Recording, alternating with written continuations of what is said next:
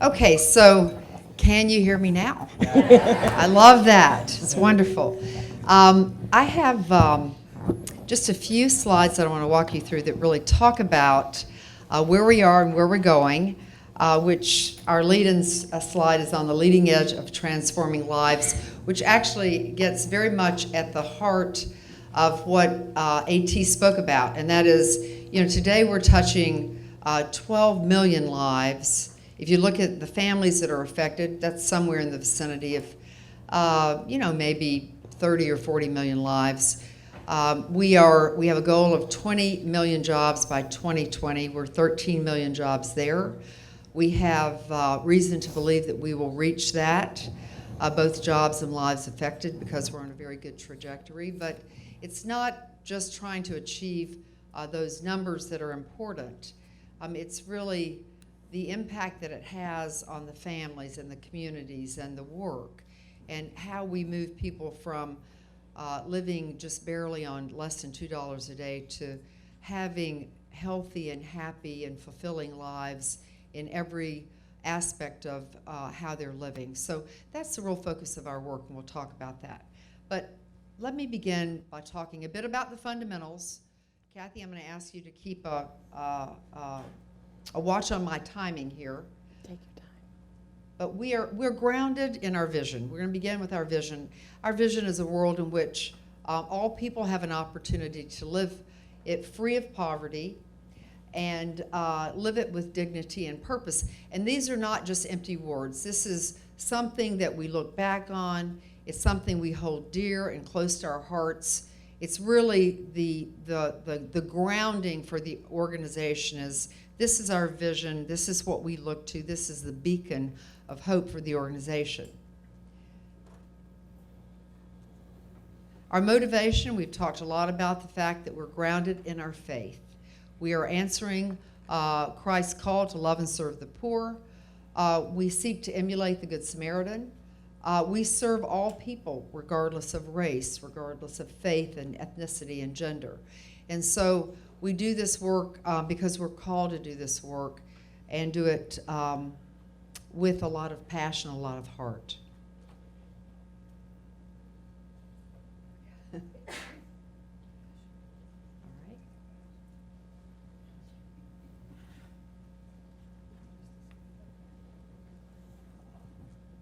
Our mission. Our mission is that we provide financial solutions and training to empower people living in poverty to transform not only their lives, but their children's lives and the lives of their community. And then our values. I want to spend a moment talking about our values, because all great organizations have values. Really great organizations talk about their values every day and talk about how you actually put into practice living and living your values and measuring how you live those values. So, ours are our commitment to clients and their transformation, which in essence also transforms not only their lives, but it ends up transforming our lives as we involve ourselves in the work with them. We seek to do everything we do with a sense of humility, a sense of purpose. We also, hand in hand with that, are respectful of one another. We're respectful of the clients we serve. We're respectful of our board members, of our donors, of our staff. We attempt to live our lives with integrity, with transparency, with clarity. And we ask you to call us on it if you see that we're not. We are very serious about our stewardship, not only to our donors, but to our clients. We are in the business of ensuring that a mother has enough food to ensure that her children have adequate meals every day, and that people have jobs, meaningful work to go about doing, that they live in places that are safe, that they have clean water, that they have education. And so we go about our work with a sense of urgency. And so if you see us running around a lot, sometimes people say like we have our hair on fire, it's because we have this sense of urgency that what we're doing in working to help change the world is really important. And then finally, I've talked about transformation. So these are more than just a list of things we talk about. These are a list of things that we value. It speaks about who we are as a people, and so those are our values.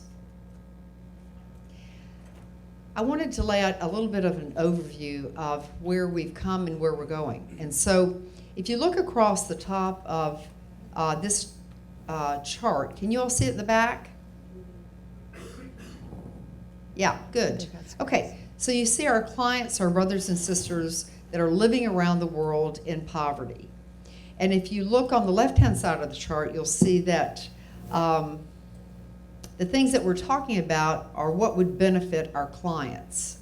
So we discussed this a little bit, but we started back in the 70s with Al Whitaker and David Bussou, started around the same time as Muhammad Yunus. I say laughingly, he was a much better marketer than David and Al were, which is why one of the reasons he won the Nobel Prize, but I'm saying that kiddingly. They all started virtually in the same amount of time, actually taking money out of their own pockets to see if, in providing people that are living in poverty with loans, if they would pay it back. And what happened? They paid it back, with great response. And so that is where it all began. We then moved into trust groups. So we brought groups of women and men together. They were one another's support. They were one another's collateral.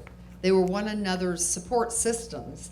And it allowed us to reach deeper and more thoroughly across the globe in creating a sustainable model for ourselves. So this benefited clients, benefited us. The next thing we did is that we knew that clients needed a safe place to save their money. They got loans, but that was only like one rung up the ladder. So having a savings account, and I would tell you our savings accounts are actually growing 7 times faster than our loan accounts today. 7 times faster year over year, because people want a safe place to put their savings. And so we then developed savings accounts. We then developed an insurance product that we've talked a lot about. It's won a lot of awards. It was developed within Opportunity called MicroInsure, because no one believed 10 years ago that you could actually develop products and services around life insurance, health insurance, crop insurance that would be available to the poor and they would utilize it, but we did. And so through the leadership of Richard Lefley and others, we provided an insurance product that really just provided additional support to ensure that people living in poverty wouldn't fall back, that they could keep moving ahead. Along the way here, we provided other support mechanisms like what we're doing, I would say, with our very fine product in Nicaragua around community development. It is another way for us to look at how are we being innovative. So this notion that we've been talking about, owning the fact that the DNA of this organization is all around being innovative, all around being focused on clients and determining how we benefit our clients, is really who we are. And we're going to talk a lot more about that in the future, because that is very important. Being an organization that's focused on being entrepreneurs and entrepreneur-like requires that we be innovative. Do you all agree with that? Really important. So you'll see on the far right, we are now very focused, and you're going to hear about this all day today, that we're very focused on affordable schools, very focused on providing services. Mukti will talk about this later this afternoon, around providing services for women in very, very poor communities in India, but it's working so well that we're likely to take this wonderful product and move it across the world. We just developed a relationship with Stanford University. They're going to take our community health providers and they're going to train them in the next level of providing service to poor women around the world. So we're very excited about that. We're excited about providing income smoothing credit facilities for our clients. So how do we help them plan better for the future? And this is primarily focused for farmers. So, you know, when you're farming, any number of things can happen which causes risks in that community. So how do we provide them with services that make sure they don't fall back into poverty? Does that make sense? Yeah. And then we talked a fair amount last night about the fact that we are very focused on mobile money, very focused on branchless banking. 80% of Africa today has a cell phone. They do everything on cell phones. And so to the degree we can continue to build out technology, digital technology, which allows us to reach people in very rural parts of the world and interface with them in a way that otherwise would not allow us to have interface with them, and allows us to reach more people because it reduces our costs from about $10 a transaction to less than $1 a transaction, seems to be a pretty good thing to think about. And so we are thinking about that. And then finally, we are very focused and have some really world-class programs where we are measuring impact around how we take your very precious dollars and invest those in clients. Okay. Then how do we support the most clients? So this is about reach. And this gets us into what we've done and what we're going to do. And so in talking about reach, you know, I've already said we started out with a small number of NGOs. We grew the network to a larger number of NGOs. We then moved into owned and operated banks, which was 12 years ago, some of the places that we are in today, like the Congo, like Malawi, like China, like Colombia, like Serbia, like many other places. We went where no other commercial banks would go. And we made a big impact there. And hand in hand with that, we also started an organization as part of Opportunity International, which is called Dia Vicus. And it supports our Indian work today. 2.5 million women today are supported by Dia Vicus. It's a little bit different than owning and operating banks in that it's set up a little bit like an investment organization in that we put capital in. If the organizations do well, they get more capital.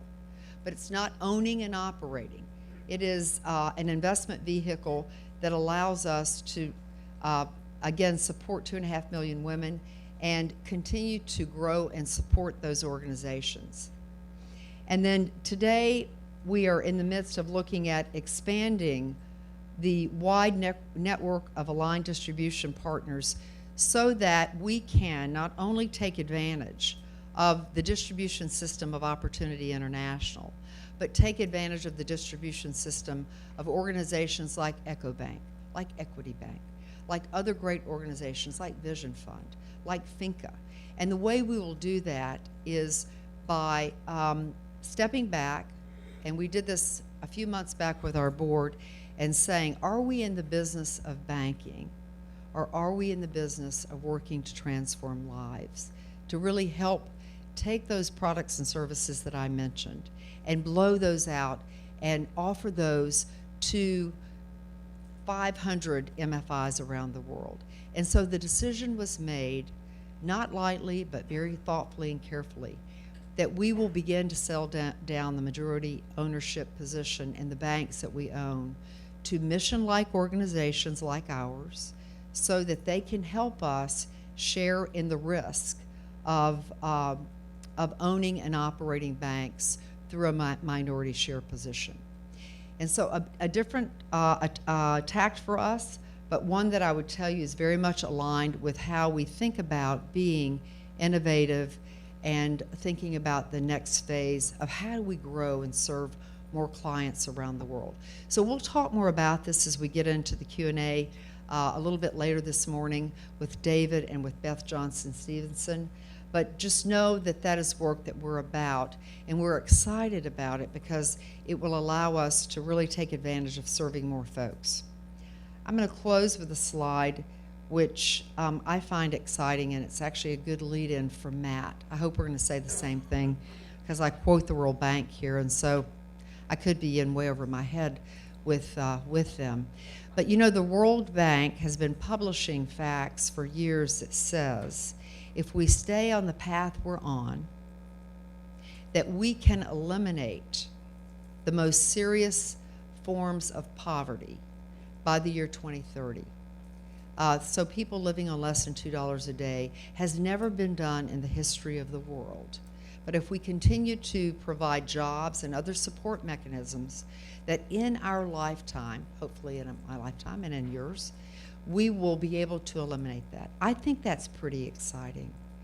I think we don't talk enough about that. We talked about that last night, that there's so much conversation about what doesn't happen in the developing world, that we don't talk about the positive things that are happening. That, coupled with the fact that a piece of research was done recently by, trying to think, the organization just went blank on it, but it'll come back to me, that interviewed 8 million people around, it was the United Nations, 8 million people around the world. And they said, what do you view as the 5 most important things that would solve poverty today, international poverty? And so 3 of those 8 million were actually clients living in poverty. Talk about a good data set. Talk about a really rich body of data. Would any of you like to guess what the top 5 things that those 8 million people said were? Number 1 was jobs. Everybody in the world needs a job that provides them with dignity and a reason for living and a reason for moving forward. The second thing was education. So they cared deeply about educating their children. They cared deeply about health, making sure that they are provided with a way to have a healthy lifestyle. The fourth thing was they need access to food. You know, a big part of the planet lives without healthy food, and so access to farming is really important. The fifth thing that they said was responsible and caring governments. So that's a pretty good data set. The thing that I would say to you is that we operate in Opportunity International in 4 out of 5 of those areas of importance. And so I would leave you this morning, before I turn you over to Matt, by saying I think it is important that we listen to the voice of our clients. And their voice is coming out loud and strong. We care about jobs, we care about education, we care about feeding our children, and we care about health. Thank you. I love having audience participation. We care about those things. Participate more. So we care about those things. So it seems to me we're focused in the right direction.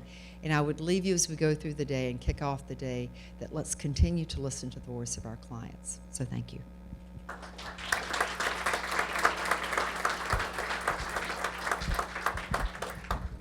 Okay. Oh.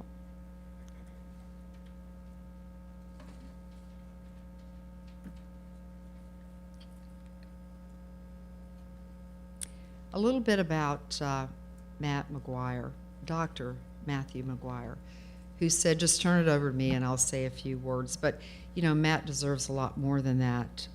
He's someone who truly understands how to build the public and private sectors to really transform lives. Dr. McGuire is the U.S. Executive Director of the World Bank Group. He's been nominated by President Obama and confirmed by the U.S. Senate in June.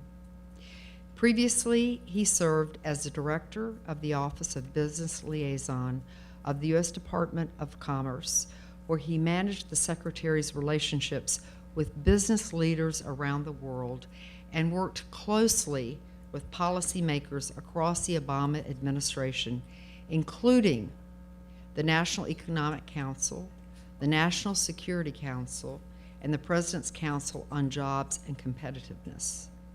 And I will say, Matt, having called 3 years ago on 150 members of Congress about providing healthier food for children in school, I'd like to talk to you about how you were so successful with so many diverse groups. So congratulations on that front. He's also run nonprofit programs in the U.S. and abroad focusing on workforce development, and has been involved with a variety of civic endeavors throughout his career, including serving as a board member on many nonprofit organizations. Dr. McGuire has set his interest in public service, and the importance of America's role in the world stems from hearing stories growing up as a child of two parents who served in the Peace Corps. His father in eastern Pakistan and his mother in Ghana. Both developed a keen interest in international affairs, with their son now, who is clearly sharing their passion. He earned, I've made a joke that this is kind of a Dartmouth Duke get-together. So Matt's breaking the mold. Let me just add that. He has a PhD in anthropology from Harvard, a Bachelor of Arts from Brown University, a Certificate of Religious Studies from the University of London. We're delighted to have him with us today. Please join me in welcoming Dr. Matthew McGuire.